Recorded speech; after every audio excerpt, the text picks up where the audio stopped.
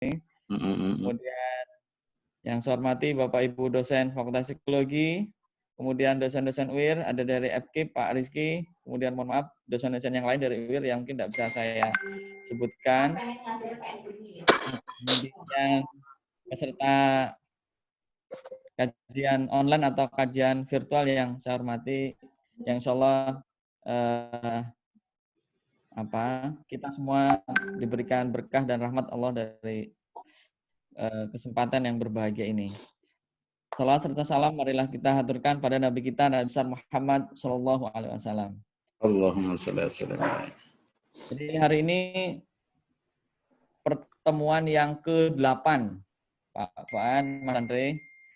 Ini pertemuan ke-8 kita bagi Ramadan Nusantara, karena memang pematerinya kita datangkan ahli-ahli dari berbagai daerah, ada dari Riau, Makassar, Jogja, Surakarta, Bandung, dari Agus yang udah ngisi, kemudian dari Jakarta ada Mas Ifham, pakar ekonomi syariah, gitu. Jadi ini yang ke-8 Ustadz Andre, dan alhamdulillah Ustadz Andre dari Universitas Abdurrahman bersedia untuk ngisi kajian hari ini gitu ya. Nah, sebelum Ustadz Andre nanti menjelaskan materinya, mari kita buka dulu dengan membaca Bismillah. Bismillahirrahmanirrahim. Jadi saya perkenalkan dulu Ustadz Andre ini. Nanti Ustadz Andre kalau salah mau dikoreksi ya. Jadi Andre ini adalah dosen ilmu sosial politik Abdurrahman. S1 beliau di Hubungan Internasional Universitas Riau. Kemudian S2 beliau di UGM, ngambil sosiologi, dan double ya Ustadz Andre, ngambil juga di UIA. UIA ini muridnya Pak Prof. Sukron nih, Pak Fuad. Apa jurusan psikologi? Pak Sukron itu ilmu apa? Kewahyuan. Jadi nanti Ustadz Andre. Nah sekarang Ustadz Andre juga sudah selesai di Trisakti ya. Ini lulusnya nggak sampai 3 tahun, jadi ditunda wisudanya karena harus 3 tahun. Jadi tinggal nunggu saja, gitu ya. Sama kayak Pak Fuad dulu di Unpad. Jadi harus nunggu dulu karena jatahnya 3 tahun harus diselesaikan dulu ya Pak Fuad ya. Ini lulusan. Beasiswanya harus diselesaikan. Ini luar biasa. Jadi Ustadz Andre ini luar biasa, banyak memberikan inspirasi ya. Ide-idenya luar biasa, maka hari ini kita punya kesempatan yang luar biasa gitu kedatangan Ustadz Andre. Jadi tanpa memperpanjang waktu, saya persilakan Ustadz Andre untuk menjelaskan materi untuk siang hari ini. Kalau di temanya adalah harapan di Nadir Kemanusiaan. Oke, monggo Pak Andre. Bismillahirrahmanirrahim. Assalamualaikum warahmatullahi wabarakatuh. Waalaikumsalam warahmatullahi wabarakatuh. Alhamdulillahilladzi jama'ana li hadza wa ma kunna linajtami'a laula an jama'ana Allah. Summa salawatillahi wa taslimatin ala nabiyyina Muhammadin wa ala alihi wa sahbihi ajma'in. Kita memuji Allah Subhanahu wa taala yang mengumpulkan kita dengan cara yang macam-macam. Sekarang caranya nggak biasa, cara virtual. Mudah-mudahan ini adalah satu terobosan yang baru bagi kita. Dengan pemaksaan ini kita terpaksa jadi canggih gitu ya. Dipaksa keadaan untuk menjadi agak canggih gitu. Dan kita berselawat kepada Rasulullah, Allahumma sholli ala nabiyina Muhammad wa ala alihi washabihi ajmain. Semoga kita termasuk umat beliau yang mengikuti sunnahnya. Pak Yanuar yang saya hormati, Pak Fuad, salam kenal. Salam kenal. Semua kawan-kawan lainnya yang saya muliakan. Cerita kita tentang harapan gitu, harapan di nadir kemanusiaan. Karakter agama itu memang memberi harapan gitu. Jadi di dalam agama kita ini banyak sekali kisah-kisah tentang pengharapan yang diberikan oleh Allah Subhanahu wa taala. Dan orang yang berhenti berharap itu berarti berhenti hidup. Maka ketika utusan-utusan yang datang mau menghancurkan kaum Nabi Lut itu, para malaikat-malaikat itu datang, mereka kan sowan dulu kepada Nabi Ibrahim, karena Nabi Ibrahim itu adalah paman dari Nabi Lut sekaligus gurunya, jadi mentor Nabi Lut. Pada saat itu, para utusan ini mengabarkan tentang Nabi Ibrahim akan punya anak. Jadi Nabi Ibrahim sudah tua. Lalu beliau katakan, bagaimana mungkin? Kata para malaikat ini, jangan putus asa. Nah, dijawab oleh Nabi Ibrahim di surah Al-Hijr itu, qalu la taqnatu min rahmati rabbi illa dhalun. Ya, saya nggak putus asa karena siapapun yang berputus asa terhadap rahmat Tuhannya itu adalah orang yang dhalun, orang yang sesat. Bagaimana mungkin orang bisa berputus asa kepada satu zat yang mungkin melakukan semua hal? Allah itu kan maha kuasa. Allah bisa melakukan apa saja, dia bisa membalik situasi apapun juga. Dia tidak terikat oleh hukum-hukum apapun. Beda sama kita kan terikat oleh banyak sekali hukum, terutama hukum ruang dan hukum waktu. Nah, Allah Subhanahu wa taala adalah zat yang menciptakan ruang dan waktu itu sendiri, maka tidak ada yang bisa mengekang Allah Subhanahu wa taala. Keinginan-keinginan tidak masuk akal pun di kita pasti Allah bisa lakukan. Maka innama amruhu idza arada syai'an faqul lahu kun. Dia kalau menginginkan sesuatu cukup dia katakan jadi, maka yakun, maka jadilah hal itu. Nah, makanya sejarah nabi-nabi itu kadang tindakan-tindakan mereka itu seperti paradoks dengan zamannya. Nabi Nuh membangun kapal di atas bukit. Nabi Musa lari dari musuh itu pergi ke laut, bukan pergi ke gunung. Jadi ini cara lari yang aneh. Dan lain-lain sebagainya. Nabi Yusuf masuk penjara malah jadi menteri. Semua ini gambaran dari status harapan itu di dalam agama kita. Jadi pengharapan itu adalah satu sikap mental yang positif yang wajib kita miliki. Dan kalau merujuk kepada perkataan Nabi Ibrahim di surah Al-Hijr tadi itu, siapa saja yang habis harapannya itu termasuk orang-orang yang sesat. Maka berhenti berharap itu tidak boleh. Nah, pada saat ini kan kita dihadapkan pada situasi yang membuat kita itu kurang lebihnya bisa kehilangan harapan dari banyak sisi. Corona ini adalah satu virus yang lebih sakti daripada virus-virus lain itu. Dia melumpuhkan tidak hanya fisik manusia, tapi melumpuhkan jiwa manusia juga. Dia menebar ketakutan di mana-mana. Orang paranoid sekali. Karena orang sudah paranoid, orang kehilangan semangat, sudah lemah semangat. Dia juga membatasi hubungan sosial kita, di mana kita tahu hubungan sosial ini sebenarnya menguatkan kita secara psikis kan. Berjumpa dengan orang-orang itu kan satu hal yang mesti dilakukan oleh makhluk sosial seperti kita. Namanya makhluk sosial ya harus sosius, harus punya teman, harus berkawan. Nah, sosialisasi kita terbatasi. Sosialisasinya kalau hanya sosialisasi yang sifatnya itu penggembira jiwa juga dibatasi mungkin agak nggak masalah, tapi sosialisasi ekonomis juga terbatas begitu. Jadi sumber-sumber penghasilan juga makin redup. Maka harapan-harapan orang cenderung meredup juga. Ditambah lagi ketika ingin menggantungkan harapan kepada pihak-pihak lain, sekarang agak sulit juga gitu. Minta tolong kepada teman-temannya sama-sama sulit. Minta tolong sama siapa lagi? Sama orang kaya tahan duit karena entah siapa yang kurang bertanggung jawab dulu itu malah mengkampanyekan cash is the king gitu. Jadi sekarang ini tahan cash, jangan keluarkan. Sehingga sebagian orang kaya yang tidak terbimbing oleh hikmah itu nahan duit rata-rata sekarang. Cuma yang punya kesadaran saja, punya jiwa sosial yang tinggi atau punya kesadaran beragama yang baik, yang masih mau sedekah dan lain sebagainya. Tapi rata-rata sekarang orang holding money, orang nahan duit di mana-mana. Sekalipun yang nahan duit juga lagi bingung juga kalau duitnya banyak, dia sekarang harus berjudi juga dengan nasib. Karena apa? Kurs nggak stabil. Kalau kita lihat putaran ekonomi sekarang itu sangat mengkhawatirkan. Baik pasar kerjanya, baik pasar modal, baik pasar tenaga kerja, baik pasar uang, pasar real sama saja. Semuanya serba nggak karuan sekarang. Mau bergantung kepada pemerintah, kemampuan pemerintah ternyata di berbagai negeri, tidak hanya negeri kita juga, sangat terbatas. Jadi semua pemerintah itu kelabakan. Negara superpower saja sampai begitu. Nah, apalagi kita yang powernya jangankan super, ada aja udah syukur. Jadi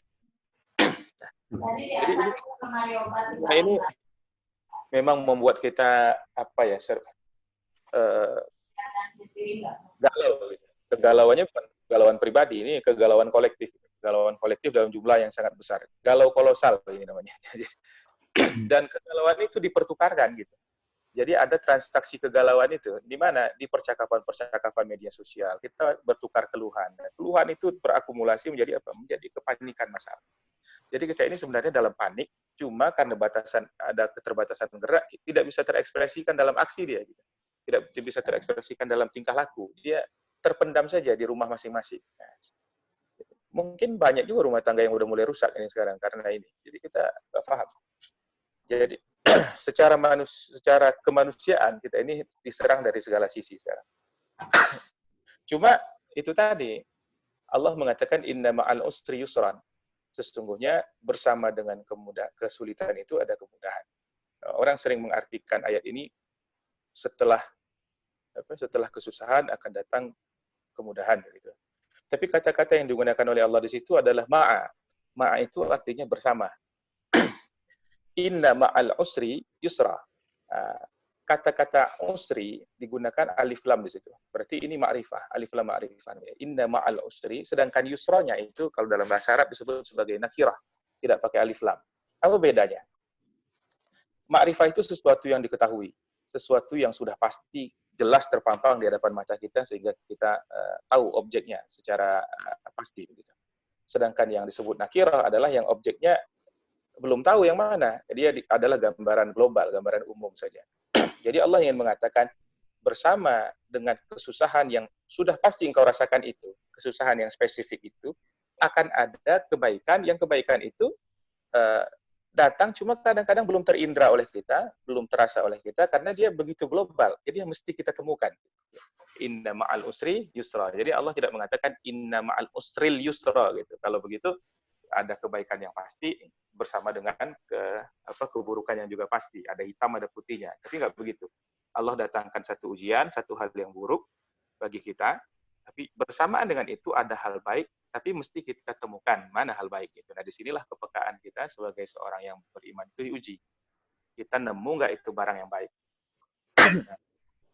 Maka bincang-bincang kita pagi ini, atau siang ini, seputar itulah apa sih yang baik-baik dari virus ini yang bisa kita dapatkan dari bukan dari virusnya sih, dari suasana pandemi ini. Ini yang disebut sebagai hikmah. Hikmah itu adalah sesuatu yang tersimpan di balik peristiwa-peristiwa atau pelajaran-pelajarankah atau kebaikan-kebaikankah. Kalau dalam bahasa fikihnya, al-hikmah hiya asarul lati yatarattabu ala fi'li syai'in aw tarkih. Yang disebut dengan hikmah itu adalah asar allati yatarattabu ala fi'li syai'in aw tarkih, yang akan timbul setelah kita melakukan satu perbuatan ataupun efek dari satu perbuatan yang tidak jadi kita lakukan. Jadi berbuat atau tidak berbuat ada efeknya. Begitu juga dalam keseharian itu bahasa fikih. Kalau bahasa keseharian kita ya hikmah itu efek-efek dari kejadian tertentu lah. Apa yang bisa kita ambil dari sana. Pertama sekali saya ingin mulai dari hikmah individual. Hikmah individual yang banyak kita harus cermati itu adalah soal waktu. Biasanya kita ini adalah orang-orang yang berkejaran dengan waktu, kan. Nah, apalagi Bapak Ibu semua kan orang-orang sibuk. Dengan mahasiswa yang sekian banyak di UIR itu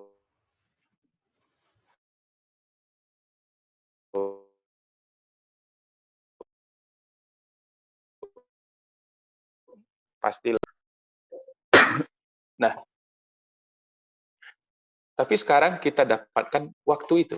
Jadi kita yang dulunya adalah orang yang disebut oleh para pakar sosial sebagai inhari society, masyarakat yang selalu dalam ketergesaan, atau bahkan dalam buku-buku lain itu disebut sebagai apa istilahnya itu impulse society, masyarakat impulsif, saking sibuknya. Sekarang punya waktu. Nah, waktu itu adalah hidup. Jadi hidup kita ini kan sebenarnya rentetan waktu saja. Hidup kita ini sebenarnya rentetan dan akumulasi waktu. Kalau kehilangan waktu berarti kita kehilangan hidup. Nah, cuma kita selama ini merasa tidak punya waktu, berarti nggak punya hidup dong. Ya, sekarang kita bisa memanfaatkan, kita punya waktu itu sekarang. Apa guna waktu ini berarti kita? Satu, waktu itu karena ini lagi masa susah, membuat kita merasakan betul kesusahan ini. Karena kita diam di rumah, susah begitu ya, keadaan begini. Jadi kelemahan itu terasa.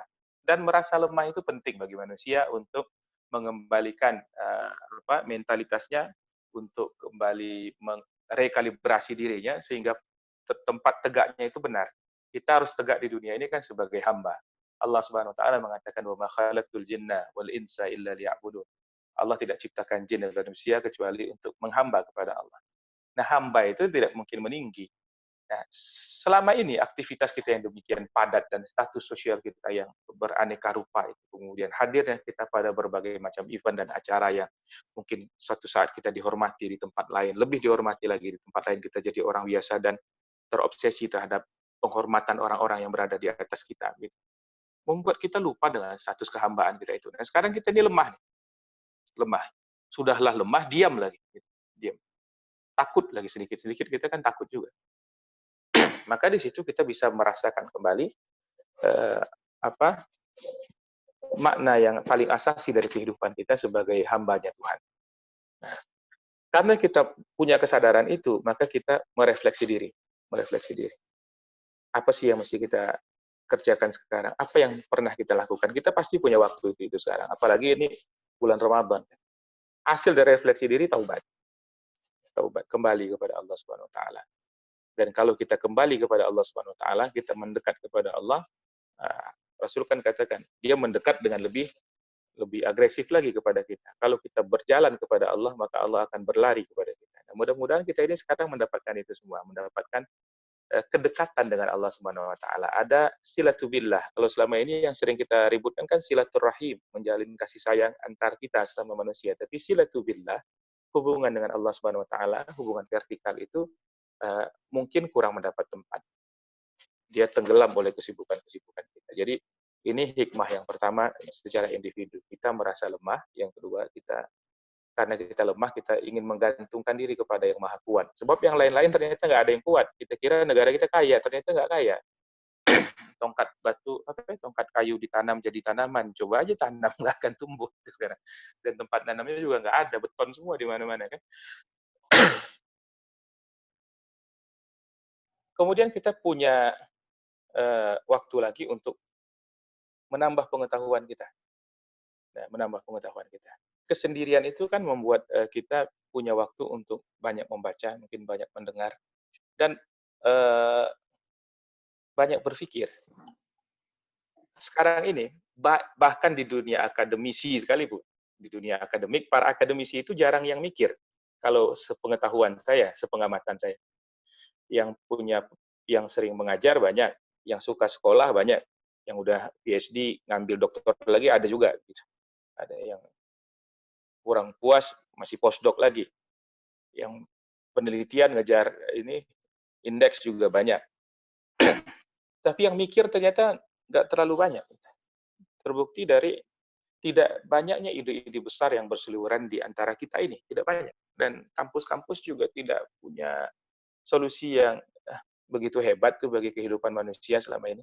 Bahkan solusi-solusi itu hadir dari tempat-tempat yang lebih bebas dari kewajiban-kewajiban formil seperti itu semua. Banyak lokus-lokus diskusi yang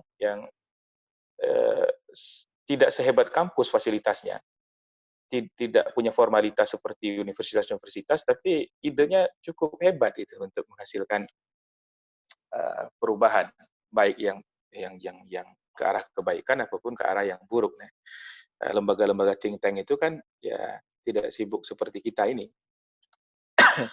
Nah, kita ini sekarang bisa menambah pengetahuan kita dan kita mulai bisa menyusun pengetahuan itu di dalam diri kita sehingga kita ini menjadi orang yang tertib secara ilmu.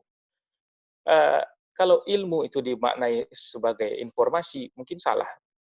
Kalau ilmu dimaknai sebagai skill juga tidak tepat. Tapi ilmu itu adalah husulul makna, sampainya makna. Kalau Al-Attas mengatakan ilmu itu adalah sampainya minda atau pikiran kita kepada makna dan sampainya makna kepada minda kita. Jadi pikiran sampai kepada pemaknaan hakikat, hakikatnya masuk ke dalam pikiran, itulah yang dinamakan ilmu. Dan ilmu ini ada maratibnya, ada tertib-tertibnya. Para ulama kita dahulu membagi-bagi ilmu menjadi tingkatan-tingkatan yang banyak. Ada yang membagi menjadi ilmu fardu ain dan fardu kifayah misalnya. Ilmu fardu ain adalah ilmu-ilmu yang wajib dimiliki oleh kita semuanya. Sementara ilmu fardu kifayah adalah ilmu yang wajib dimiliki orang tertentu untuk kemaslahatan masyarakat. Ada lagi yang membagi ilmu itu, kalau saya sih membaginya ringan-ringan saja. Ada ilmu yang mengarahkan hidup, ada ilmu yang karena ilmu ini mengarahkan hidup, maka saya bikin satu lembaga sekarang itu namanya Arah Hidup. Karena saya udah mulai bosan di kampus, maka saya ingin main-main di luar saja. Jadi saya bikin satu lembaga namanya Arah Hidup. Itu tempat-tempat diskusi tentang ilmu-ilmu yang mengarahkan hidup. Ilmu yang mengarahkan hidup itu apa? Ilmu yang membuat kita tahu dari mana kita berasal, sedang ngapain kita, apa misi kita, kemana kita akan pulang, dan bagaimana cara pulang dengan sebaik-baiknya. Ilmu yang kedua adalah ilmu yang kita sebut sebagai ilmu yang memudahkan hidup. Ilmu yang memudahkan itu ilmu yang membuat hidup kita berjalan dengan lebih smooth begitu. Nah, ilmu kedokteran supaya kita kalau sakit ada obatnya, ilmu farmasi untuk meracik obat-obatannya tersebut. Ilmu psikologi supaya yang punya masalah psikis bisa ditangani. Ilmu ekonomi supaya ya kegiatan ekonomi itu jelas mana produksi, distribusi, konsumsinya. Ilmu-ilmu administrasi supaya urusan ini tidak centang perenang, ada tata aturannya, ilmu hukum dan seterusnya. Itu adalah ilmu-ilmu yang memudahkan hidup. Harusnya dia diletakkan di bawah. Nomor 2, ilmu yang mengarahkan hidup itu nomor 1. Jadi ada lagi ilmu yang sekedar mengindahkan hidup saja, dia sekedar bunga-bunga kehidupan gitu. Nah, ilmu-ilmu musik ya. Ilmu-ilmu ini tidak berlaku untuk yang mengharamkan musik. Kalau yang mengharamkan musik ini dianggap ilmu sesat. Tapi kalau saya yang percaya bahwa musik ya tidak haram, maka itu termasuk ilmu yang ada gunanya juga. Bahkan dulu musik ini termasuk bagian dari ilmu yang disebut sebagai quadrivia. Jadi orang-orang Eropa pada masa pertengahan itu punya standar ilmunya sendiri. Ada trivium, ada quadrivium. Nah, trivium itu berbicara soal logika bahasa, quadrivium itu bincangnya soal logika angka-angka. Trivium itu yang pertama adalah gramatika, di atasnya itu adalah logika, di paduan antara gramatika dengan logika itu nanti menghasilkan yang kita namakan dengan retorika. Jadi gramatik, logik, dan retorik itu sekolah. Sekolah-sekolah Kristen internasional itu masih menggunakan itu sampai sekarang. Jadi sekolah dasarnya disebut Grammatic School. Pergilah ke sekolah-sekolah Kristen yang berstandar internasional, dia sepertinya sih pakai kurikulum Dignas ya, atau Kemendiknas atau Kemendikbud sih, udah ganti terus saya lupa. Jadi tapi di dalamnya itu trivium sebenarnya. Nah, quadrivium itu apa? Quadrivium itu logika angka-angka. Paling basic itu aritmatika. Di atasnya lagi ada yang kita sebut sebagai penerapan aritmatika dalam ruang. Nah, itu namanya geometri. Di atasnya lagi penerapan aritmatika dalam waktu, dalam interval waktu. Itulah dia musik. Jadi musik itu dulu bagian dari matematik. Kalau sekarang musik main hajar aja kan. Jadi yang penting bunyi, yang penting joget. Gitu.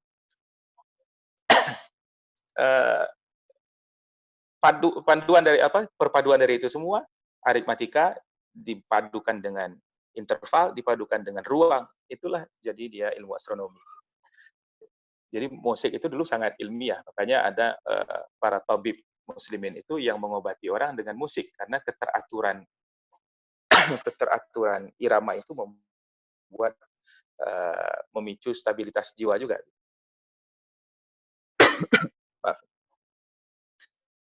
Nah, kita sekarang tuh bisa lihat, kita dikatakan sebagai intelektual misalnya, kita berasal dari komunitas akademik. Benar nggak kita seperti yang dibayangkan orang-orang atau seperti label yang didekatkan kepada kita? Adakah ilmu kita ini sudah kita susun rapi di dalam kepala kita adalah ilmu itu menjadi melekah dalam kepribadian kita? Nah, ketika sendiri ini kita bisa merenung-renung itu semua sebagai sebuah komunitas ilmiah. kita bisa merenungkan itu semua. Betul nggak saya seintelek yang dicitrakan itu? Ataukah saya selama ini penuh kepalsuan? Sebenarnya saya belum tahu apa-apa nih dalam hidup.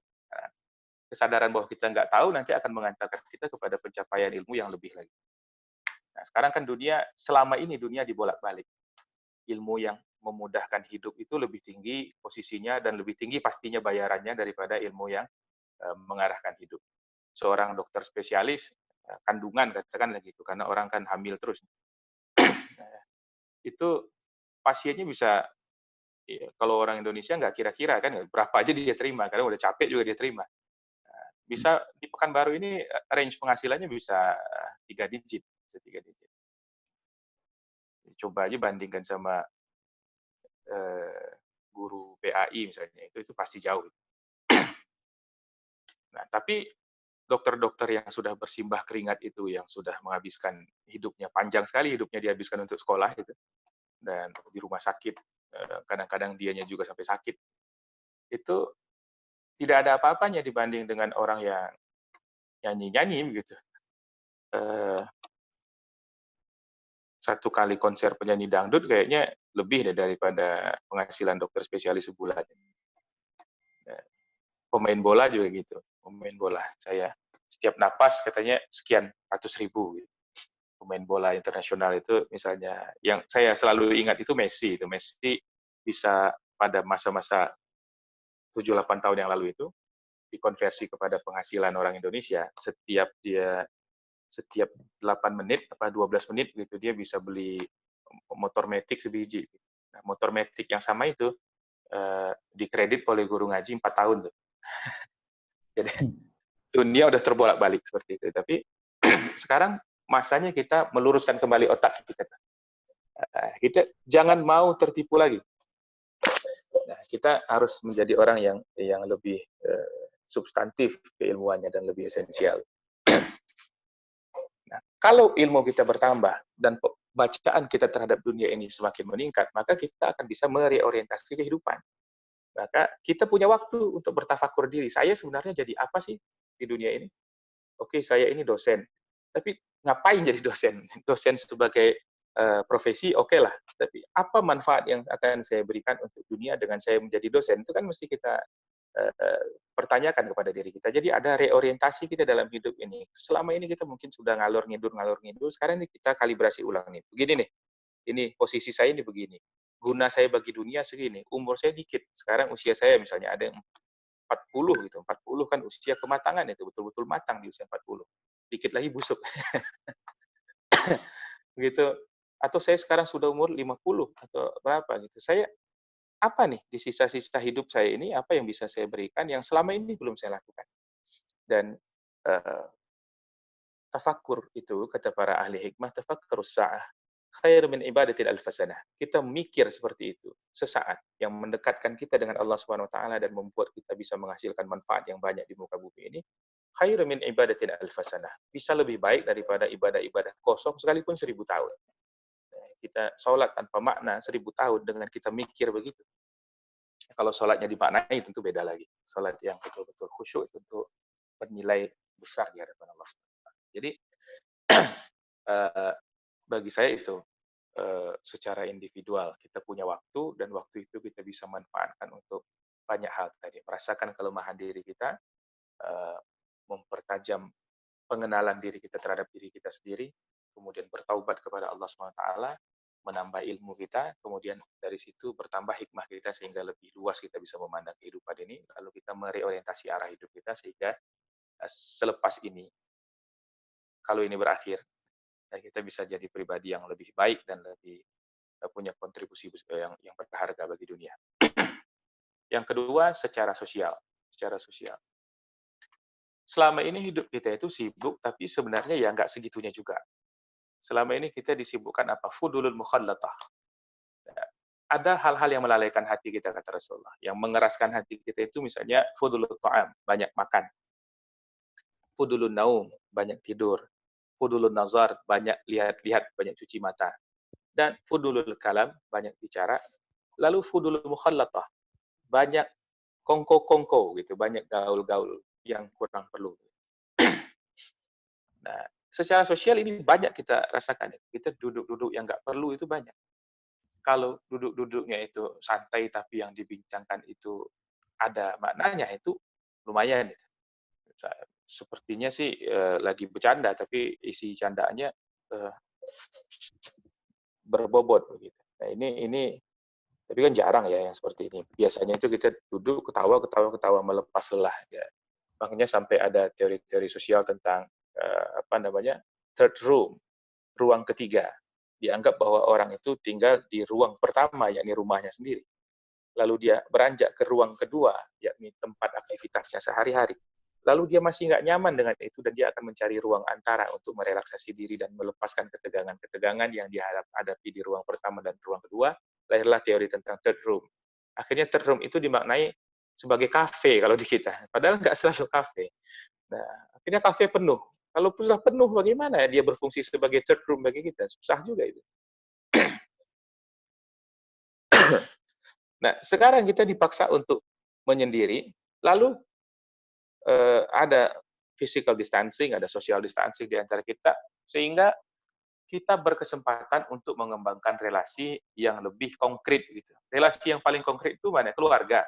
Keluarga di mana mungkin kita jarang bicara sama istri kita, jarang memperhatikan anak-anak kita, jarang bicara dengan orang-orang yang di rumah kita, sehingga interaksi kita itu adalah interaksi harian tanpa makna saja biasanya. Sekarang kita bisa lebih beri fokus kepada itu, sehingga hubungan-hubungan kita ini lebih punya makna. Hubungan kita ini mendapatkan mendapatkan suntikan vitamin yang baru. Kan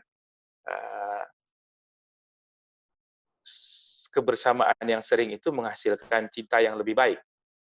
Nah, cinta itu datang katanya adalah karena qurbul wisad wa tulus siwad. Jadi kedekatan fisik dan masa yang panjang. Kalau fisiknya jarang berdekatan, dan kalaupun berdekatan dalam waktu yang sebentar-sebentar saja, biasanya ada hal-hal yang pudar di sana. Nah, sekarang kita menebalkan lagi sesuatu yang sudah mulai pudar. Dan memang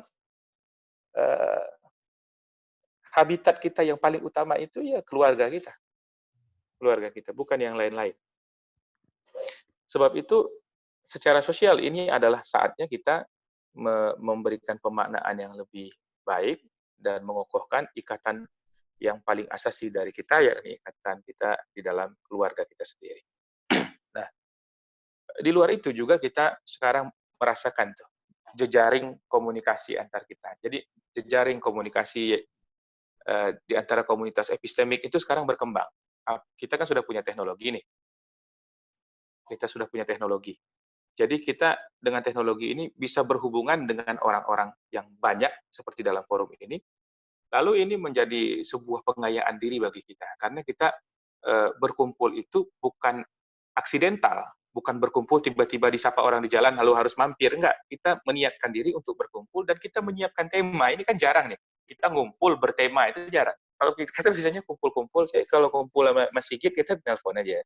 Kita ngopi, yuk ngopi. Nanti kita ngobrol apa saja yang bisa kita obrolin kan. Nah, tapi karena kita ini agak semi-semi wali gitu, jadi adalah isi obrolannya. Tapi kalau kita selalu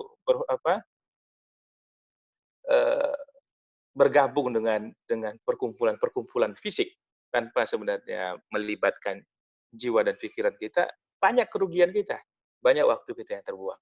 Sekarang kita berkumpul dengan niatan tertentu, tidak hanya rindu-rinduan, tapi ada topik yang kita bicarakan, ada satu hal yang ingin kita perkaya dari diri kita, dan ini bagus. Nah, jadi saya melihat bahwa jaring komunitas epistemik ini makin kuat ketika zaman COVID-19 ini. Yang sebelum-sebelumnya ya diformilkan lewat seminar-seminar yang kadang-kadang susah juga. Hadir seminar itu kata pengantarnya, kata sambutannya jauh lebih banyak daripada isinya sendiri. Dan nanti yang kasih materi 20 menit, pertanyaan 10 menit, ditutup. Ini kan nggak leluasa kita di sini. Hasilnya juga nggak banyak. Hasilnya ya sertifikat. Gitu.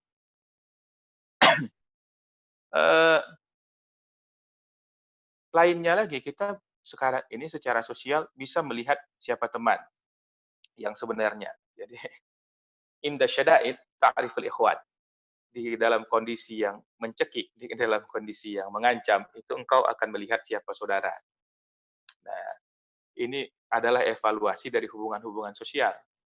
Kepada siapa bisa minta tolong sekarang? Nah, itulah dia saudara kita yang sebenarnya. Nah, kita ini kan banyak tertipu dengan mulut-mulut manis ya, dengan sikap-sikap yang artifisial, sikap-sikap yang dibuat-buat. Itu semua sekarang tuh luntur, semua luntur. Kita menemukan kesejatian di sini. Jadi kita mulai melihat topeng-topeng sosial orang itu terbuka, lalu terungkaplah kepribadian yang sebenarnya. Lainnya lagi, kita mulai merasakan sekarang ini aliansi kehidupan kita yang permanen itu kemana harus kita arahkan. Dalam bahasa agama kita ini al-wala-nya kan kemana ini? Wala. Jadi kita berkesempatan untuk mengenali betul. Karena orang-orang ini kita katakan topeng-topeng sosialnya itu terbuka. Kita sekarang bisa mengenali siapa-siapa saja sebenarnya yang kita bisa jadikan kawan dan partner strategis untuk ke depannya. Karena egoisme orang akan muncul nih pada saat seperti sekarang. Ada yang udah nggak mau ketemu siapa-siapa lagi. Saya fokus. Nggak tahu fokus apa. Pokoknya dia fokus. Tidak mau bicara sama orang, tidak mau perhatikan apa-apa, menutup pintu bantuan dan sebagainya. Nah, kita bisa mengenali orang-orang seperti ini nih susah nih dibawa untuk bekerja sama untuk ke depannya. Tapi ada orang-orang yang dalam situasi kesusahan ini punya banyak ide untuk meringankan beban orang lain, masih komunikasi dengan kita, masih bicara tentang ide-ide yang akan kita lanjutkan seterusnya, masih optimis. Nah, orang-orang seperti ini perlu kita rawat. Relasi dengan orang seperti ini perlu kita rawat. Jadi kita menemukan kawan-kawan yang konkret sekarang. Kawan-kawan yang betul-betul bisa kita ajak untuk memajukan kehidupan kita di dunia dan akhirat. Ini ujian pertemanan, ujian persahabatan sekaligus. Itu secara sosial. Jadi ada hubungan keluarga yang terperbaiki, ada seleksi sosial terhadap teman-teman kita, ada ada pembukaan topeng-topeng sosial tadi, ada komunitas epistemik yang bisa menambah pengetahuan kita juga dan mengembangkan daya kreativitas kita juga, dan kemudian kita mulai bisa mengukur dengan siapa sebenarnya kita bisa berpartner dan berkoalisi dalam banyak bidang kehidupan kita ke depan. Terus apa lagi? Secara ekonomi, kita ini mulai menghindarkan diri dari pemborosan ekonomi sektor ketiga gitu. Jadi kita tidak lagi bermain-main pada bidang sekunder dan tersier sekarang, karena untuk pemenuhan yang primer aja kita kembang kempis kan. Jadi kita jadi tahu maknanya. Selama ini kita jadi kurang memaknai mana prioritas transaksi ekonomi, karena bercampur saja itu antara yang primer, yang sekunder, dan yang tersier. Kita jadi kehilangan orientasi. Ada orang-orang yang menganggap rokoknya lebih lebih bernilai daripada beras. Nah, sekarang nggak bisa. Ada yang satu cangkir kopinya 60.000. Sekarang sayang sekali orang, 60.000 itu 5 kilo beras. Bisa kita bagi kemana-mana. Jadi kita kembali kepada kembali kepada ekonomi berbasis kebutuhan, bukan lagi ekonomi berbasis kemauan, dan itu penting. Itu penting. Selanjutnya apa? Kesadaran pada ekonomi berbasis kebutuhan, bukan ekonomi berbasis kemauan ini, membuat kita tidak lagi menjadi masyarakat impulsif, masyarakat konsumsi. Kalau dalam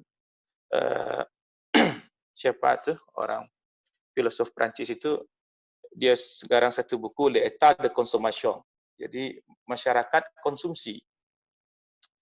Jean Baudrillard mengarang satu buku L'État de Consommation. Jadi masyarakat konsumen, masyarakat yang merasakan bahwa dirinya itu baru punya makna kalau dia belanja, kalau dia mengkonsumsi merek tertentu, kalau dia holding brand-brand tertentu.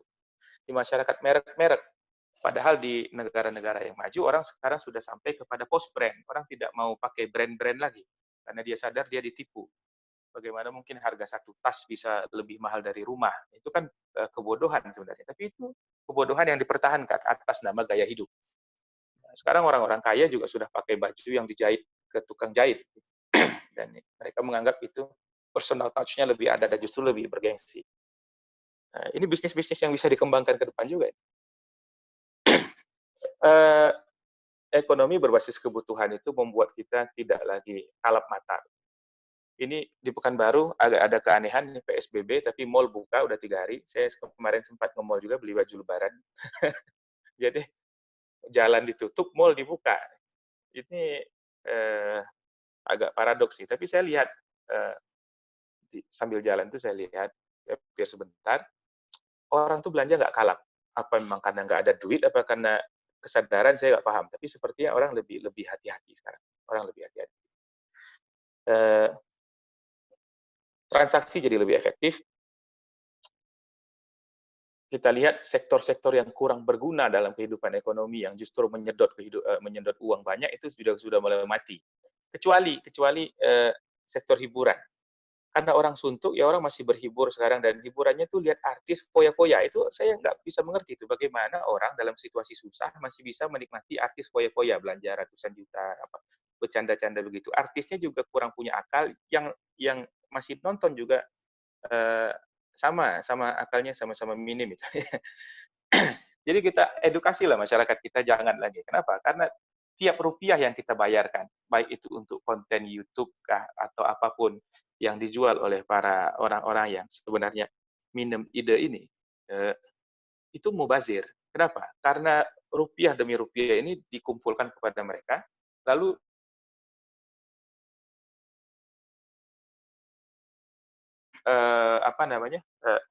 kebutuhan-kebutuhan tersiari, kebutuhan-kebutuhan level 3 yang juga tidak akan mengembangkan sektor ekonomi real. Ini bahaya, ini pembunuhan terhadap ekonomi.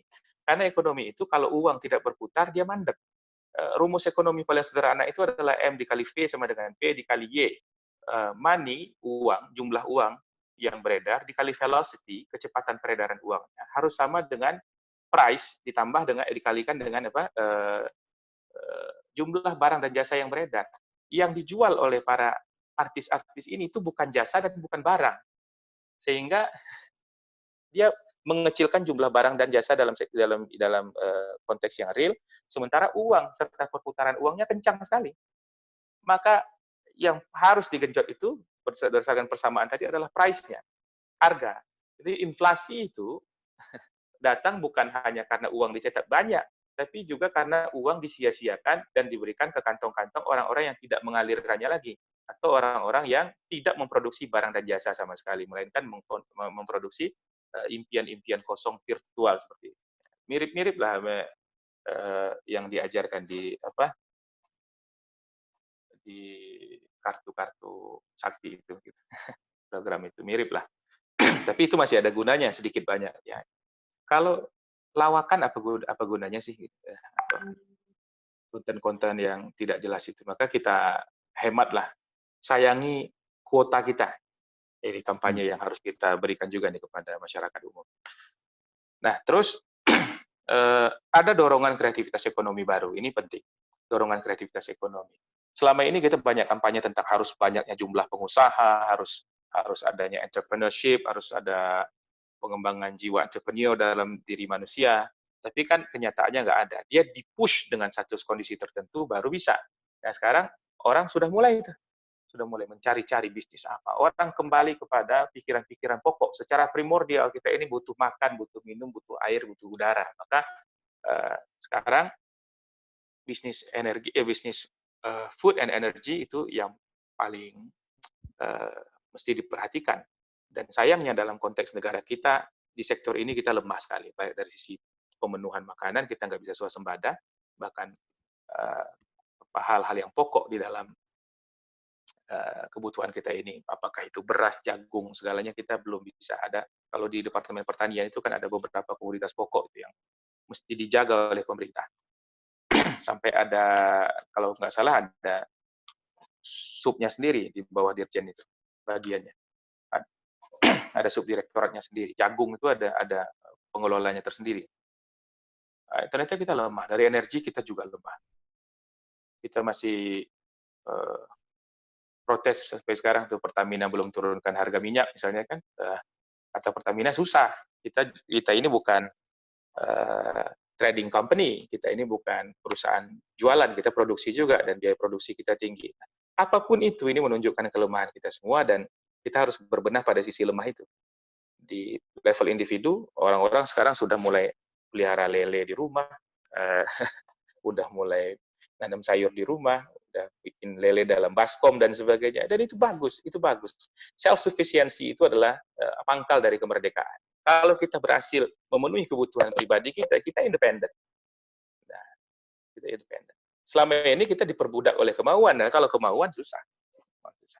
Jadi ada kalau Yuval Harari, Yuval Noah Harari, orang Yahudi yang lagi ngetop, dia katakan manusia ini sudah melalui 3 tahap nih sampai sekarang. Dulu manusia itu teosentrik, dikendalikan oleh teks-teks keagamaan.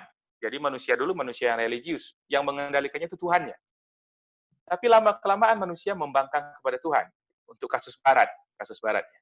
Nah, Greco-Roman Christian lah, kalau kita katakan barat itu. Lalu mereka terjebak pada hawa nafsunya sendiri. Terjadilah apa yang dikatakan Quran, kekacauan. Afara'aita man ittakhadha ilahahu hawa. Apakah kamu tidak lihat bagaimana orang yang menjadikan Tuhannya itu adalah hawa nafsunya sendiri? Maka ini jadi dunia yang dari teosentrik shifting kepada antroposentrik. Semuanya dibasiskan kepada pikiran-pikiran dan kemauan-kemauan manusia. Tapi manusianya sekarang dijajah oleh robot, oleh artificial intelligence, oleh AI. Jadilah manusia ini sekarang data centric. Jadi kemauan manusia itu tidak dirumuskan di dalam dirinya sendiri. Dia tidak bertanya saya mau apa, tapi komunitas saya menginginkan saya jadi apa. Jadi benda-benda yang dia pakai basisnya adalah data. Dia tanya dulu tuh sama Google, apa sih HP yang bagus? Dia nggak tanya kebutuhannya apa. Dia tanya. Lalu big data itu mengumpulkan semua data-data lalu memberikan algoritma tertentu kepada kita. Dan hidup kita ini dikendalikan algoritma itu. Jadi kita sudah seperti film-film sebenarnya digantikan oleh kecerdasan kita itu dikooptasi, diambil alih oleh kecerdasan robotik, kecerdasan buatan. Nah sekarang orang nggak mau lagi, karena tuntutan seperti itu banyak sekali ternyata kalau kita harus mentaati algoritma itu.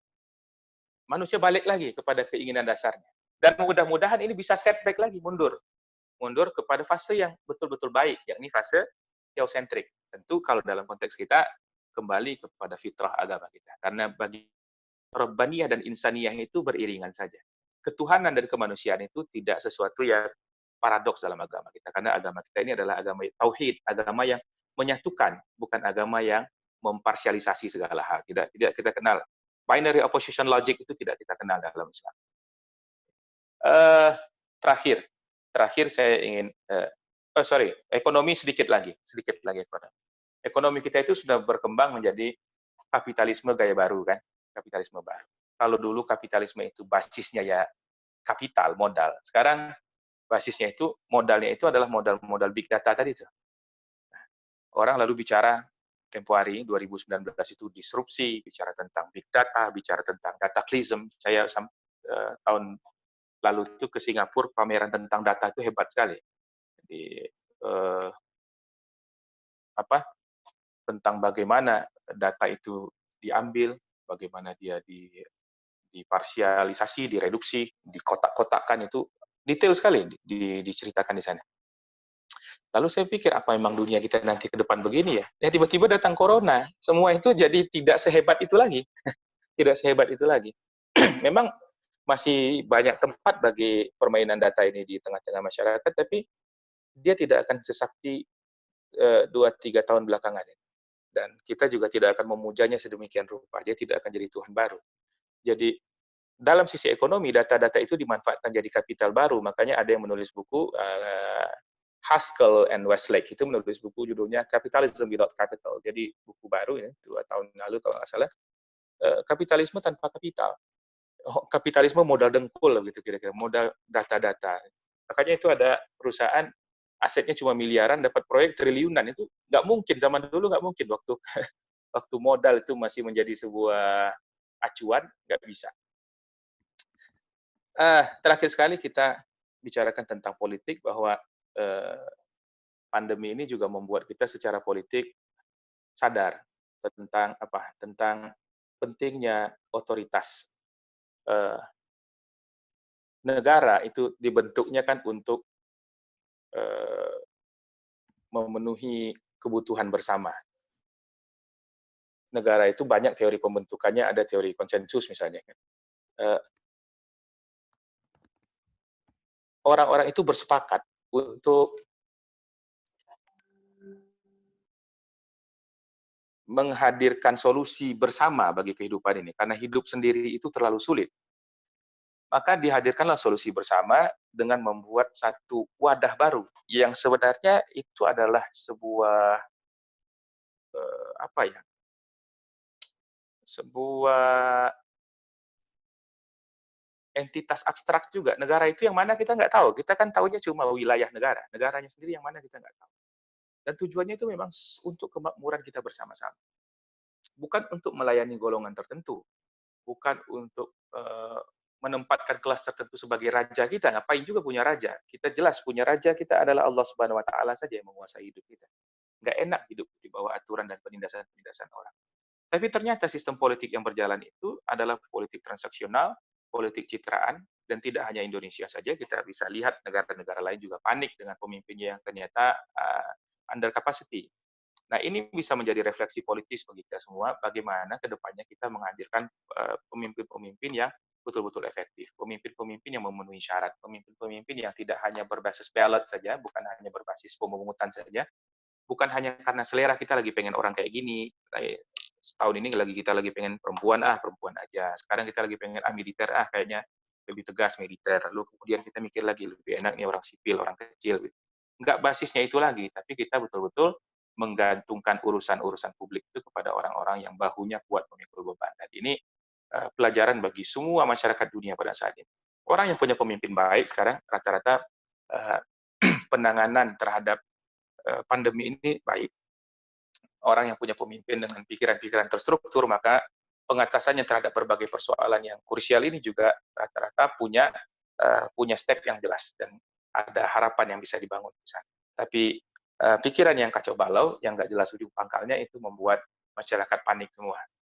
Jadi itu kita sudah bicarakan tentang sektor individu, aspek sosial, aspek ekonomi, dan juga sedikit tentang politik. Dan kembali lagi, karena judulnya adalah harapan, hikmah-hikmah tadi itu bisa membuat kita terdorong untuk mencapai kehidupan yang lebih baik lagi pada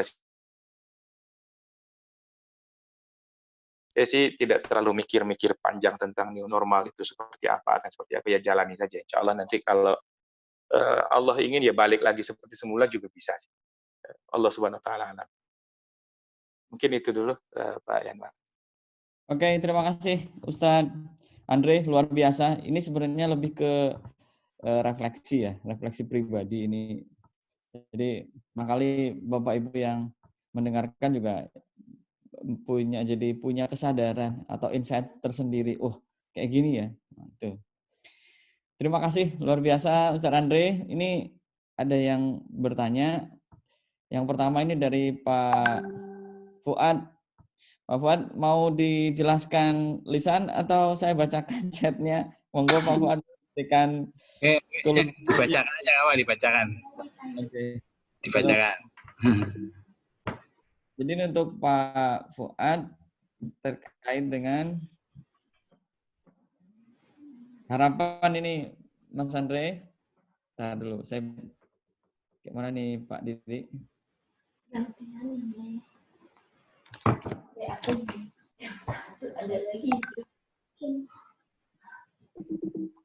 Nah ini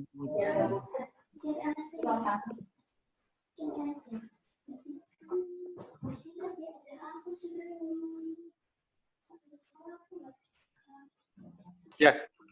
Ya itu dulu. Sudah nampak Pak Andre? Ustaz Andre?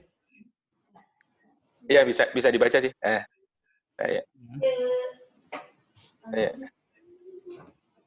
Harapan untuk ini ya bangsa terkait negara-negara yang memang sekarang ini belum bangsa yang merdeka ini. Ada Palestina, Rohingya, Uighur, gitu. Bagaimana? Mereka kan susah dan terus dizolimi. Bagaimana ini? Harapan untuk mereka ini bagaimana? Silakan.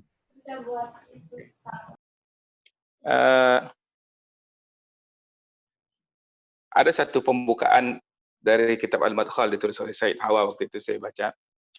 konteksnya sih pada organisasi Islam, tapi bisa kita bawakan saja. Kalimatnya kira-kira begini, inna min syuruti tanzim islamiyyah salih ayyakuna fi ra'sihi qiyadatun ta'rifu ma turid. Kata Said Hawa, seorang cendekiawan spiritualis ya dari Suriah. Dia katakan bahwa sesungguhnya satu kelompok yang baik itu tanda-tandanya adalah dia punya pemimpin-pemimpin yang tahu betul kemana mereka akan menuju, yang tahu betul apa keinginan mereka semuanya. Jadi syarat orang bisa maju ke depan itu, syarat mereka bisa berharap itu adalah mereka tahu betul apa yang diharapkan gitu. Jadi soal apanya ini harus terjawab dulu. Kan kita ingin punya harapan nih, tapi harapannya apa dong? Gitu. Saya ini adalah orang optimis, tapi nggak tahu optimismenya apa. Gitu. Seperti kita di Indonesia ini kan semuanya optimis tuh. Terutama pemimpin-pemimpin kita optimis, tapi optimis apa nggak jelas gitu. Yang penting optimis saja gitu. Seperti motivator-motivator itu kalau masuk ruangan dia langsung luar biasa. Kita nggak tahu apa sih yang luar biasa. Nah, pada bangsa-bangsa yang sedang dalam penjajahan itu, ya mereka tahu betul tujuannya merdeka. Tujuannya merdeka. Oleh karena itu mereka akan melakukan apapun untuk mencapai kemerdekaan itu. Dan bangsa-bangsa yang di bawah kolonialisme itu biasanya jauh lebih bersemangat daripada bangsa-bangsa yang sedang stagnan. Jadi fase-fase, ada satu pemikir Aljazair namanya Malik bin Nabi. Malik bin Nabi ini pemikir besar sebenarnya, cuma sayangnya di Indonesia kurang terkenal, tapi di dunia Islam yang lain terkenal. Sebab dia banyak menulis itu dalam bahasa Prancis dan tidak ada dalam bahasa Arab dan Prancis, dan tidak banyak orang Indonesia yang minat menerjemahkan buku-buku bahasa Prancis. Kalau bahasa Inggris sih banyak. Salah satu bukunya itu judulnya Syurutun Nahdah, syarat-syarat kebangkitan. Dia membagi fase-fase bangsa itu menjadi 3 posisi. Ada fase naik, ada fase mendatar, ada fase turun. Fase naik itu adalah fase masa-masa bangsa itu sedang berjuang. Dan itu justru adalah fase semangat. Jadi bangsa yang belum merdeka justru adalah bangsa yang paling semangat, Pak. Jadi orang Palestina, apalagi orang Palestina itu bayangkan, jumlah sarjananya mungkin lebih banyak daripada kita. Jumlah orang yang hafal Quran lebih banyak daripada kita. Kalau saya ketemu dengan kawan-kawan yang sedang kuliah, S2, S3, anak-anak Palestina itu, mereka sangat semangat dan mereka optimis terus. Kenapa? Karena mereka lagi berjuang. Dominasi akal dan mental mereka itu, diri mereka itu didominasi oleh spirit, oleh roh kalau bahasa Malik bin Nabi. Nanti kalau bangsa itu sudah terhantarkan sampai kepada posisi jadi bangsa yang developed, bangsa yang maju, bangsa yang sudah selesai dengan pembangunan dirinya, masa-masa perjuangannya sudah berakhir, generasi selanjutnya itu akan mencari prosperity, akan mencari kesejahteraan. Nah, pada masa kesejahteraan itu yang berkembang biasanya adalah ilmu pengetahuan. Ilmu pengetahuan. Nah, semangat sudah mulai kurang, tapi pengetahuan berkembang. Sama seperti Islam masa dinasti Abbasiyah itu. Mental juang nggak sekuat dulu. Harapan-harapan, cita-cita besar itu tidak banyak lagi. Tapi mereka sudah ada di puncak-puncak dunia, dan pada saat itu mereka mengembangkan pengetahuan-pengetahuan yang dulu tidak sempat dikembangkan ketika mereka masih berjuang. Ilmu-ilmu yang partikular, yang butuh lab mahal, butuh apa, semua berkembang. Tapi sampai nanti kepada kejatuhannya, yakni fase ketiga, ketika masyarakat itu memenuhi dirinya dengan gharizah. Gharizah itu artinya naluri-naluri. Nah, pada bangsa-bangsa yang belum merdeka tadi, itu seperti saya sampaikan sebelumnya, kekuatan ruh itu mendominasi.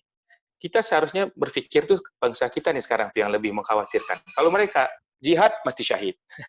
Jelas musuh yang dihadapi itu adalah orang yang mengekang kebebasan diri, orang yang memusuhi sebagiannya juga karena agama. Jadi pencapaiannya itu jelas, bisa shortcut gitu, bisa langsung dapat masuk surga aja. udah susah di dunia, masuk surga aja gitu. Mati gitu, berjuang gitu kan. Kita gimana? Kita ini bangsa yang belum developed, masih developing country terus. Tapi kehidupan kenalurian kita itu luar biasa besar juga. Jadi belum sampai di puncak, sudah hura-hura, itulah bangsa kita itu kira-kira. Jadi bagaimana mengembalikannya kepada fase awal lah lagi, fase berjuang lagi. Itu menjadi PR kita bersama. Allah Subhanahu wa taala. Baik. Silakan, mungkin Pak Fuad mau ditambahkan Ya sedikit aja ya. Kalau teori apa dari awalnya perjuangan, kemudian di tengah itu apa pencapaian kesejahteraan dan akhirnya di hawa nafsu itu agak-agak mirip dengan teorinya itu ya Ibnu Khaldun ya. Mirip, Pak. Oke, oke. Tapi teori itu kan tidak cocok untuk Indonesia ya. Tadi seperti dikatakan orang Indonesia itu kesejahteraan bro, tapi ya, ya sekarang itu orang malah memprediksi apa bubarnya Indonesia dan sebagainya gitu ya. Karena kita ya sehari-hari dipertontonkan oleh hal yang nggak bener lah gitu ya oleh pemimpin maupun oleh rakyatnya begitu ya. Mungkin begitu, Pak. Dalam perjalanan kita sebagai bangsa itu ada hal-hal yang fraktur itu, ada patahan-patahan yang memang unik. Bisa jadi ini karena kita bangsa yang memang unik yang disiapkan Tuhan jadi pemimpin dunia, atau bisa jadi juga contoh buruk bagi dunia, Allah alam yang mana satu. Ya, tapi jelas memang kalau Malik bin Nabi pasti pemikir-pemikir sosial Islam tidak bisa tidak pasti terpengaruh oleh Ibnu Khaldun, karena Ibnu Khaldun, kata Arnold Toynbee, itu kan memang pencapaian terbesar dari akal manusia di bidang filsafat, sejarah, dan sosial itu memang Ibnu Khaldun. Padahal Arnold Toynbee hidup kan abad ke-20. Allah alam. Baik, Ya, saya cukup. coba silakan yang lain bisa lewat chat atau mungkin di mic-nya dibuka. Kita masih ada waktu 15 menit lagi sampai 12.30. Baik. Ustadz Andre. Ya. Mungkin apakah ada juga kan yang mengatakan bahwa salah satu dampak dari pandemi adalah deglobalisasi gitu ya. Orang itu jadi sekarang balik lagi ke baraknya masing-masing gitu ya. Ke negaranya masing-masing. Nasionalismenya sudah jadi menguat. Itu benar enggak sih ya? Orang udah mikirin dirinya sendiri gitu, enggak mungkin mikirin orang lain gitu ya. Negara lain enggak penting lah, penting mikirin negara sendiri gitu. Iya Mas Andre. Silakan Mas Ya. Andre. Di dunia kita sekarang ini memang kekuatan-kekuatan elitnya. Dan memang dunia ini kan jarang ditentukan oleh massa ya. Yang menentukan itu memang elit. Sepanjang sejarah kehidupan manusia itu yang menentukan selalu elit. Dan elit ini disifatkan oleh Allah Subhanahu wa taala dalam Quran itu dengan nama al-mala kan. Dia dibagi tiga tuh elit itu. Jadi ada yang disebut sebagai sahibul mal, ada yang sebagai sahibul sultah, dan ada yang sebagai sahibul jah. Sahibul mal yang punya duit. Sahibul sultah itu yang punya kuasa politik. Nah, sahibul jah yang punya popularitas. Kalau sekarang yang followernya banyak. Tiga-tiga ini berkolaborasi, dan kita tahu bahwa memang di dunia ini ada kelompok-kelompok tertentu yang memang dia itu beyond state, di atas negara, dan mereka bisa kontrol negara yang mereka mau. Ini bukan teori konspirasi, tapi ini memang kenyataan yang seperti itu. Banyak orang-orang yang memang hartanya itu lebih besar daripada kekayaan yang dimiliki satu negara, dan oleh karena itu dia bisa style di dunia ini. Ini yang kita sebut sebagai deep state. Nah, kelompok ini terbagi dua. Ada kelompok yang globalis. Kelompok globalis ini kelompok anti negara. Dia kampanyenya itu global citizenship gitu. Nah, tidak ada kesetiaan kepada negara. Kalau di Amerika itu simbolnya Bill Gates itu.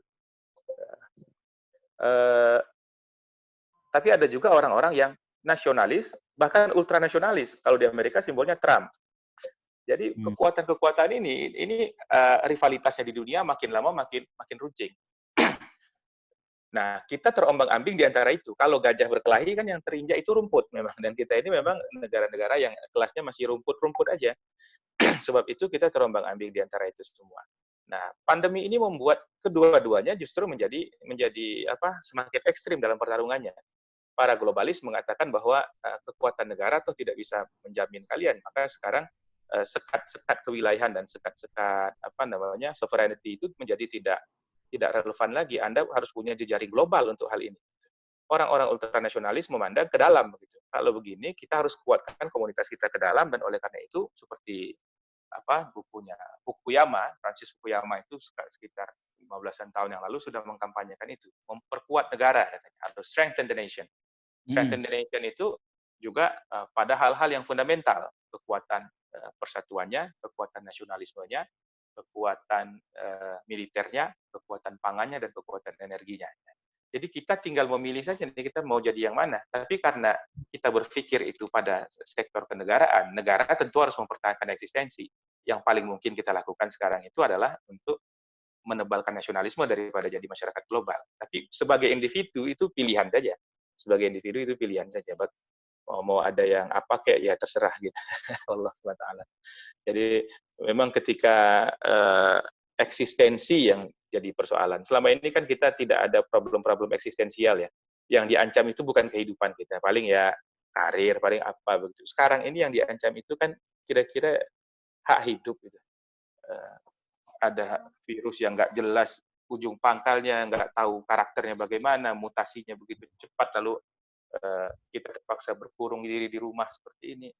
Kita kan jadi bingung. Lalu karena eksistensi yang terancam, maka pikiran-pikiran kita pasti akan mengarah kepada pikiran-pikiran paling mendasar, yaitu itu dia. Dan kepada siapa kita percaya? Apakah kita percaya pada negara ataukah kita percaya pada kaum globalis? Itu pilihan masing-masing. Oke. Yang lain monggo. Pak Panca, ini Pak Panca ini dosen sosial politik. Silakan yang mau disampaikan atau ditanyakan Pak Panca. Kemudian atau Pak Andre ini ekonomi, pakar ekonomi, dosen ekonomi. Silakan Pak Andre yang mau bertanya. Kemudian ada Bu Ujul, ini dosen psikologi. Silakan, atau Pak Sigit ingin bertanya, monggo. Waktu masih ada 10 menit lagi. Silakan Pak Sigit.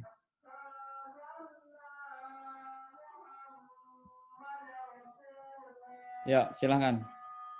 Ya, biar sampai setengah jam lagi gitu ya. mungkin bisa dibahas Pak Ante. Jadi salah satu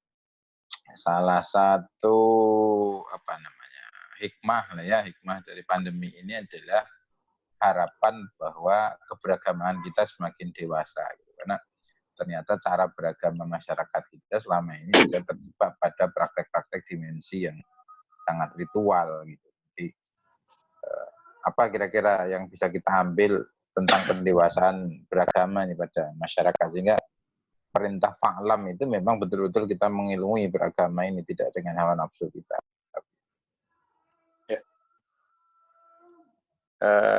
Makasih. Saya kalau tim bola itu sama Mas Sigit ini udah main umpan-umpanan aja terus di begini.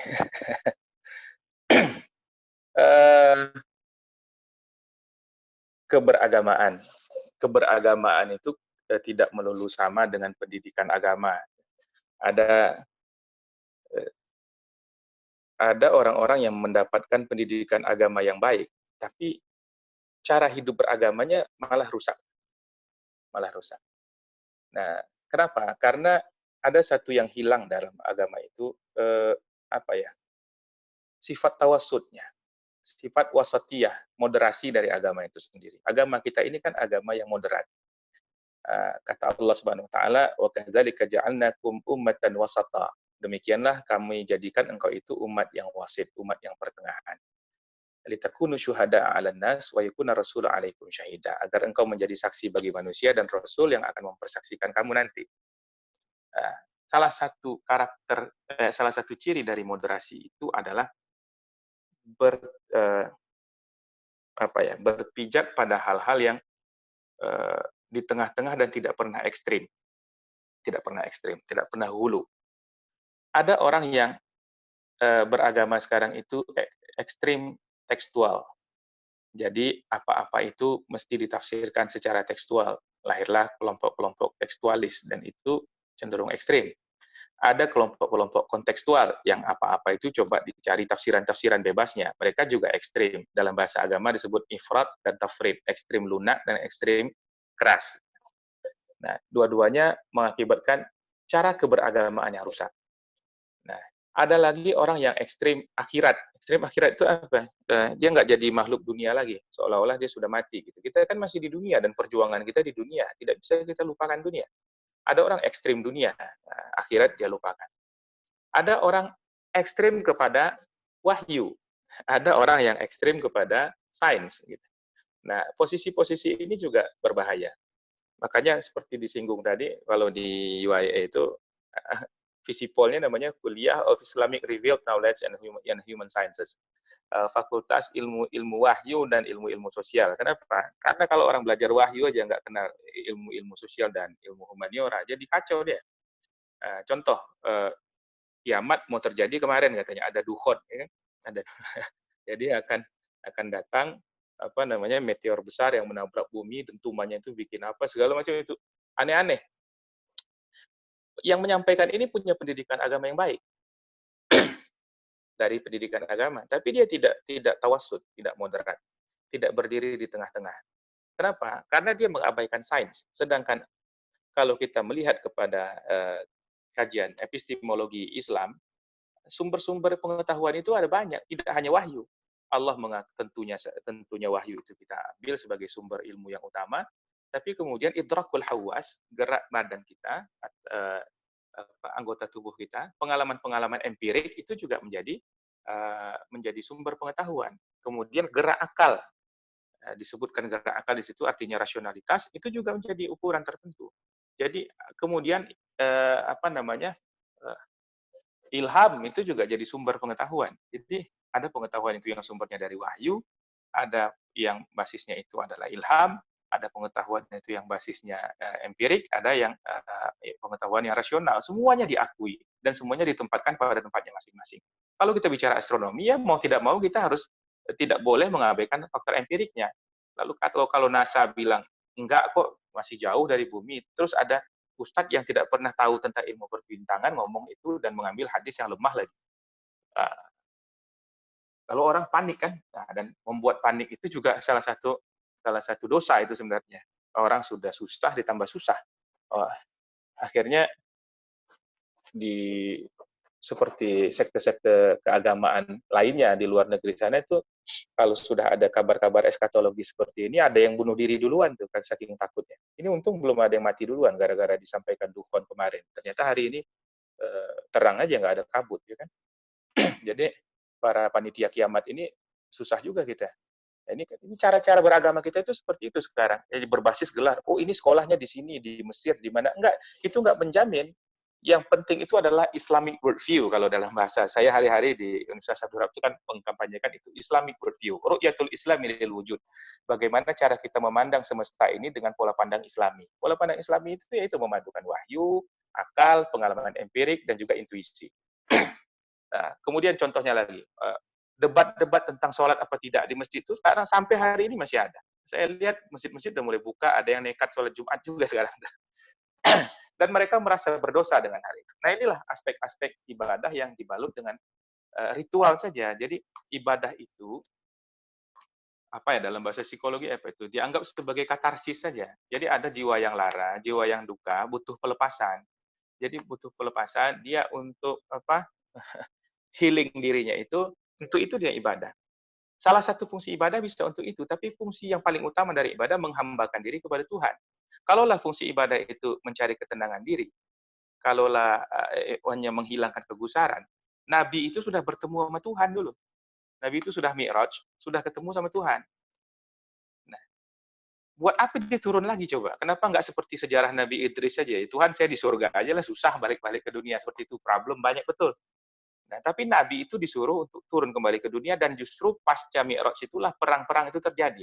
Perjuangan Nabi semakin berat dan semakin pahit. Tandanya agama itu tidak semata-mata untuk mencari ketenangan transenden seperti itu, tapi agama itu adalah pembuktian diri kita kepada Allah Subhanahu wa taala. Dia beluwakum ayyukum ahsanu amala. Dia ciptakan kamu jadi hidup dari kematian itu untuk melihat siapa di antara engkau yang paling baik amalnya. Jadi ini fase beramal. Nah, amal itu kan ada tempat-tempatnya. Ada amal pada saat susah, ada amal pada saat senang, ada amal pada saat normal, ada amal pada saat tidak normal. Dan saya kira perlu ini digalakkan bagi kita untuk belajar tentang akidah, belajar tentang usul fiqh terutama itu, supaya paham agama ini dengan lebih baik. Jangan diajarin hadis terus, karena hadis itu adalah sumber agama Islam. Tapi kalau tidak dipahami dengan frame yang benar, kita menjadi orang-orang yang seperti itu, deterministik. Ada satu hadis kita langsung berbondong-bondong ke situ. Harusnya kan pemahaman usul fiqhnya begini, contoh. Al-amru idza daqat tasa'u, idza tasa'ad daq, itu satu kaidah. Kalau urusan itu, kalau suasana lapang, hukum jadi sempit. Kalau suasana sempit, hukum jadi lapang. Kalau satu ketika kita mau sholat, lalu rumah kita ya airnya penuh, semua ada, kita mesti wudhu. Tapi suatu ketika kita sedang dalam perjalanan, air nggak ada, kita bisa tayamum. Nah, tadi situasi lapang, hukum menyempit. Banyak hal yang nggak boleh tuh. Tapi ketika situasi menyempit, hukum jadi lapang. Banyak hal yang bisa-bisa diperbolehkan oleh Allah SWT. Dan untuk sekarang, ya semua boleh. Nggak sholat di masjid boleh, nggak sholat Jumat boleh, nggak sholat tarawih di masjid juga boleh. Dan tidak perlu ada perasaan berdosa terhadap sesuatu yang dibolehkan oleh Allah SWT. Nah, paham-paham seperti ini itu tidak sampai. Apa karena pengajian kita itu tidak terstruktur, sementara jumlah dai sudah sangat banyak, orang yang tidak punya pengetahuan agama pun sekarang sudah nekat jadi dai. Ataukah memang ilmu agama kita ini rusak nih? Nah, ilmu agama itu rusak sebabnya ada 3. Yang pertama itu adalah inhiraful ghalin, penyimpangan yang dibuat oleh orang-orang yang hulu, orang-orang ekstrim, orang-orang yang berlebihan dalam beragama. Ini sekarang banyak. Kelompok yang berlebih-lebihan dalam beragama itu banyak. Soal baju aja bisa masuk neraka kok. Saya waktu itu lagi sholat Jumat di perjalanan, sebenarnya nggak wajib sholat Jumat sih, tapi di luar kota ya saya nggak enak, saya sholat Jumat aja. Pakai baju kaos dimarahin tuh sama orang. Saya, kata bapak itu, sudah 15 tahun nggak pakai baju orang kafir dia. Dia pakai jubah.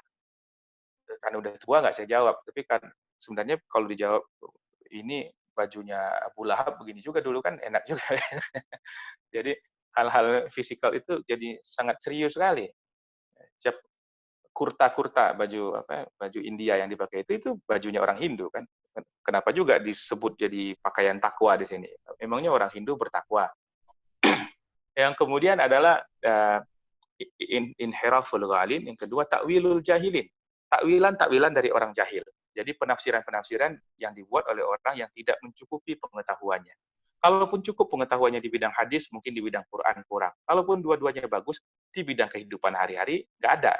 Akhirnya adalah bumi datar, adalah tadi Dukhon tanggal 15 Ramadan, adalah bintang Suraiyah yang akan mencabut COVID, padahal itu teks hadisnya tentang wabah pertanian dan hal-hal lain.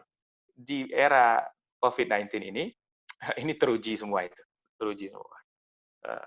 Pemahaman-pemahaman keagamaan yang seperti itu, tokoh-tokoh agama yang suka bersembunyi di balik klaim-klaim, gelar-gelar dan sebagainya itu, murid si A, murid si B, murid si C, tapi pemahamannya sendiri itu cenderung bisa mengarahkan orang kepada ekstremisme beragama, itu juga teruji sekarang semuanya. Dan kita mudah-mudahan bisa belajar dari itu. Yang terakhir itu karena penyimpangan agama disebabkan oleh intihalul mubtilin. Intihalul mubtilin itu adalah rekayasa-rekayasa pihak eksternal yang menginfiltrasi atau menyuntikkan doktrin-doktrin baru ke dalam agama yang sebenarnya tidak sesuai dengan postulat keagamaan kita itu sendiri. Jadi begitu.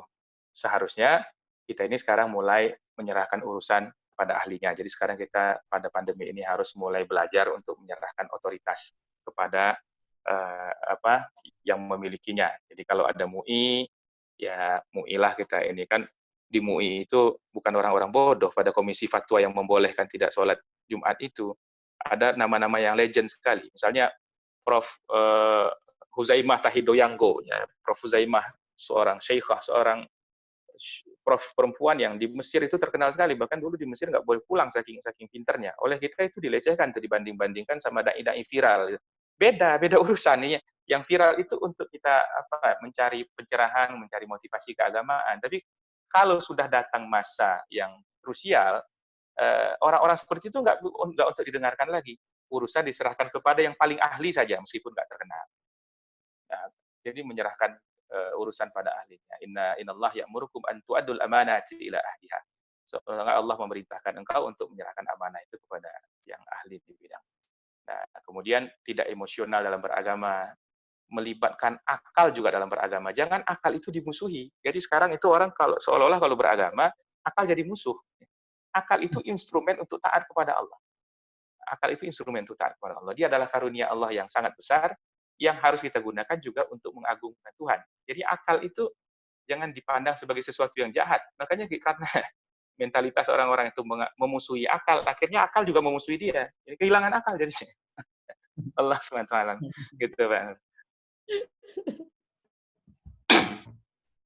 Oke, Ustadz Andre luar biasa. Ini hari ini saya dapat ilmu yang luar biasa dari kita, dan mungkin Bapak Ibu juga dapat pencerahan itu ya. Selama ini memang nggak pernah terangkan ini. Gelap. Karena yang isinya ekstrem kiri, ekstrem kanan gitu. Iya. Yang isinya udah malas baca, malas mikir. Oke, luar biasa Ustadz Andre. Terima kasih. Tentunya semoga Anda dan keluarga tetap sehat dan mendapatkan berkah dari Allah Subhanahu wa taala. Bapak Ibu juga yang hadir pada kesempatan yang berbahagia ini, semoga mendapatkan pahala berkah dari Allah Subhanahu wa taala. Insya Allah kita bergabung besok hari Minggu dengan Pak Sigit sebagai pembicara. Kemudian untuk hari Selasa Pak Fuad tadi izin lah pamit ya, karena ada kepentingan. Baik, itu Ustadz Andre, terima kasih. Sama-sama. Kita tutup dengan membaca Alhamdulillah. Alhamdulillah. Terima kasih. Hasbunallah wa ni'mal wakil. Wassalamualaikum warahmatullahi wabarakatuh. Waalaikumsalam warahmatullahi wabarakatuh. Di pabrik.